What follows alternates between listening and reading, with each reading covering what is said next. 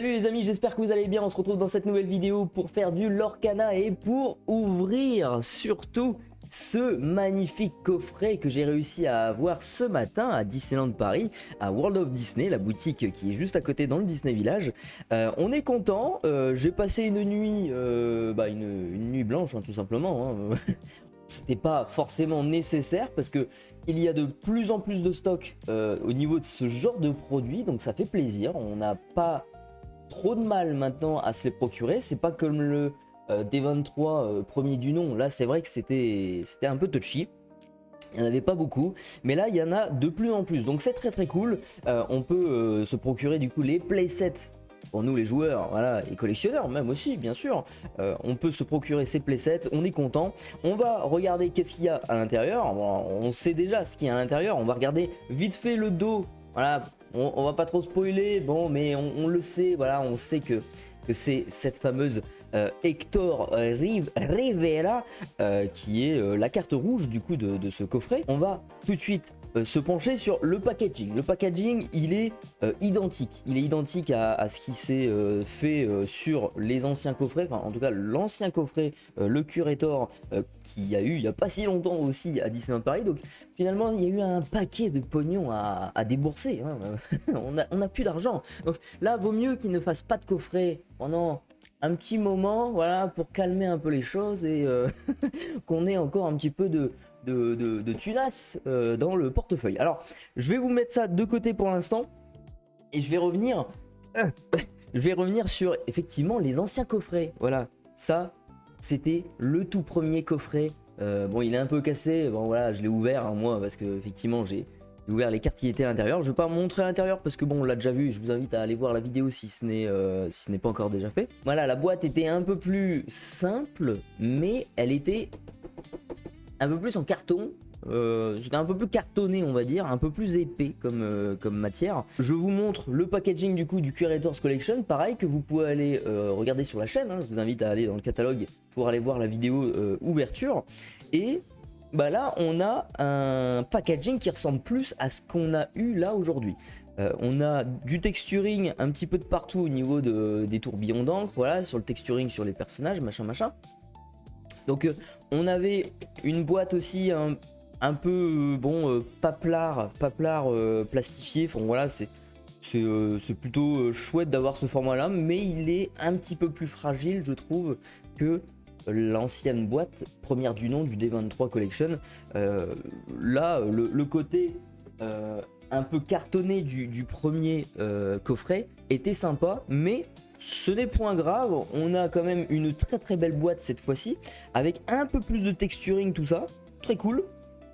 Donc magnifique boîte, en plus en bleu nuit comme ça, un peu de violet, voilà, c'est très classe, avec le petit 2026 ici, donc on peut parier sur le fait qu'il y en aura un tous les ans, c'est presque sûr et certain, donc c'est très cool. On va ouvrir, c'est juste ici sur le côté 1, comme d'habitude, on a la petite languette à tirer.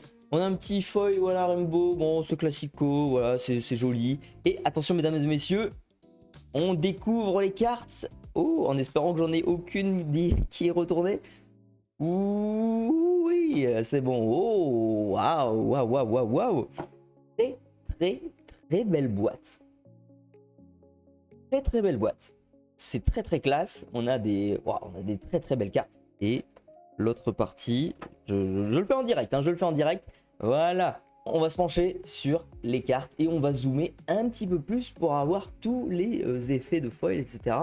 en picobello, oui. Et voilà, la magie du montage, on a transformé la petite scène, on a mis des petits gants aussi pour la protection des cartes, voilà, on veut pas les abîmer du tout, et on va commencer par cette Angel, waouh, qui est magnifique, c'est une très belle carte. Alors, on a toujours le fameux Hot Foil, il est peut-être appelé différemment cette fois-ci, parce qu'on dirait qu'il est un peu plus subtil, je sais pas, il est...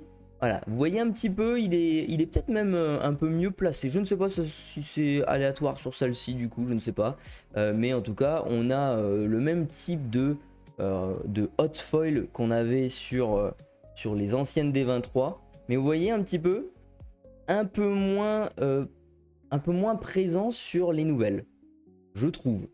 Très honnêtement, je les trouve un peu moins fortes. Un peu moins, le Rainbow Foil est un peu moins fort. Mais après, ça se discute. Je trouve que c'est quand même assez présent aussi. Donc on a vraiment des très très belles cartes.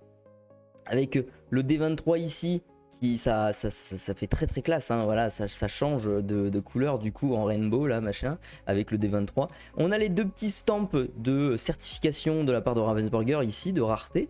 Donc ce qui nous montre que c'est une vraie carte de l'Orcana. Et au niveau de la coupe, tout ça, c'est, je regarde avec mes yeux, hein. Oui, c'est nickel. Franchement, on a des très très belles coupes. Il n'y a pas de. Je vais regarder la Pocahontas juste après. Je vois un petit point blanc, mais on va voir ça après. Deux points blancs même, je sais pas. On verra ça après. Mais voilà, c'est une très très belle carte qui va être peut-être la carte préférée de tous les joueurs compétitifs. Parce que là, ça, c'est joué. Hein. C'est très très joué. Voilà, on est très content de l'avoir du coup, cette carte entre les mains. On va se pencher sur la Pocahontas du coup, et j'ai pu remarquer... Ah non, non, non, c'est l'illustration. Je croyais qu'il y avait deux petits pets ici. Non, non, c'est l'illustration. Ouf! Waouh, j'ai eu peur, j'ai eu peur. Magnifique carte. Wow. Avec les flocons là comme ça qui dépassent sur l'encart de capacité. C'est insane, insane. Les illustrations sont magnifiques. Ça, on le sait.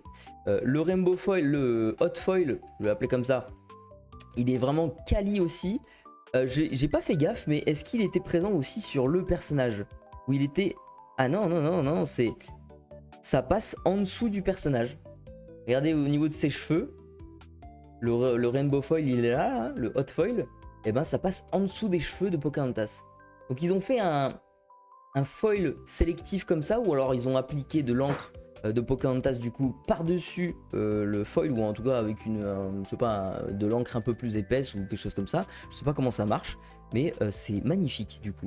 C'est ultra ultra beau. Le Mouchou, le fameux Mouchou, carte du set 13 qu'on vient juste d'avoir, qui est l'une des très bonnes cartes du set. Hein. Alors là, on dirait que le foil, il passe quand même au-dessus de Mouchou. Hein. Je sais pas, c'est peut-être un effet de lumière aussi, mais on dirait qu'il passe quand même un peu au-dessus. Mais globalement, on voit quand même que tout son corps est quand même au-dessus du hot foil. Voilà, regardez, au niveau de l'encart de capacité, on voit quand je tourne là comme ça, là. Très très classe, hein. Regardez-moi ça, ce papier là. Je sais pas ce que c'est comme papier, mais il est magnifique. Oh là là. La nouvelle carte, le Hector Rivera, de la licence Coco, qui est mon film préféré de chez Disney. Hein. Coco, c'est vraiment insane comme film. N'hésitez pas à me le dire en commentaire si vous aussi c'est votre film préféré. Très très belle illustration avec les pétales là, comme ça, là, tout autour de la carte. Là, waouh, magnifique, magnifique. Alors, il est un peu moins... Alors, le background, en fait, est un peu moins présent. C'est assez sombre derrière, donc c'est un peu dommage, mais ça va encore. Et figurez-vous, comme c'est une nouvelle carte, eh bien on va la lire parce qu'on ne la connaissait pas celle-là. Et c'est une carte de Hyperia City, comme je le disais en début de vidéo. C'est une 5-3 pour 4 Singer 6. C'est très très bien. C'est très très bien. Et while you have a song card in your discard, this character gets +1 de lore et évasif. Donc quand vous avez une carte chanson dans votre discard, et ben ça va être une 2 de lore, Singer 6, évasive, insaisissable. 5-3, tu chantes un truc, tu te le fais trade derrière, ça gère beaucoup de choses. Pour 4, je crois que ça va être une carte quand même assez jouée à partir du 7-14. Quoi. Je pense que ça a du potentiel, ça a beaucoup de potentiel. La fameuse Judy qu'on ne présente plus, hein, voilà, on sait très bien qu'elle est beaucoup jouée aussi dans les decks détectives. C'est une très très bonne carte hein, qui existe du coup en deck préconstruit. On a une version de Judy Hopps en foil, un spécial foil, diagonal foil, je crois que c'est diagonal rainbow foil, je crois le nom complet. Là maintenant, on l'a dans une version D23 borderless avec du hot foil. Hot foil présent, mais pas non plus, voilà, il n'est pas transcendant plus que sur les autres cartes. Hein. Il est quand même néanmoins très très beau. Voilà, ce sont des très très belles cartes qui brillent encore une fois. Donc on est hyper content de l'avoir également. Et enfin la dernière carte qu'on va admirer, c'est le Monsieur Indestructible. Et là c'est juste dommage, ça aurait pu être parfait. Parfait, ce coffret aurait été parfait s'ils avaient mis un Omnidroid à la place. Parce que les Omnidroïdes en ce moment ils sont méta, hein, ils sont joués. Ce sont des cartes très très fortes depuis leur rotation. C'est hyper intéressant comme machine. Et s'ils avaient mis l'Omnidroid du coup à 8, ça aurait été insane quoi. Le coffret aurait été vraiment de qualité exceptionnelle. Lui c'est bon voilà, c'est malheureusement une carte qui est pas trop jouée. Bon, c'est un peu dommage, mais ça va, on est content quand même d'avoir ce truc là. C'est juste dommage dans le sens où on va le mettre dans un classeur ou alors on va l'exposer quelque part et c'est tout. Voilà, ce sera pas une carte qui aura un fort potentiel dans les tournois, je ne pense pas. Pour l'instant, en tout cas du moins, peut-être que ça changera, donc on verra bien. Voilà. Sinon c'est voilà, encore une fois une très belle carte avec un fond assez clair, donc on voit très bien le Rainbow Foil avec la Madame Indestructible et Frozen.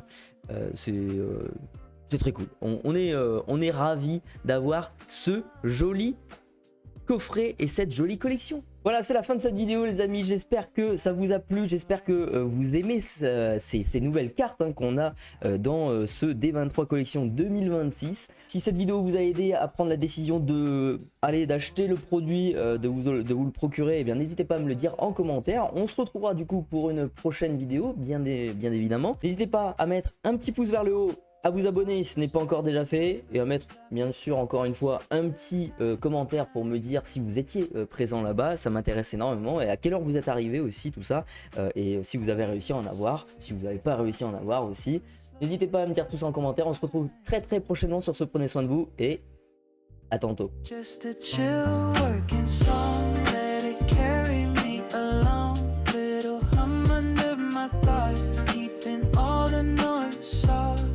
a chill working song where the hours don't feel long.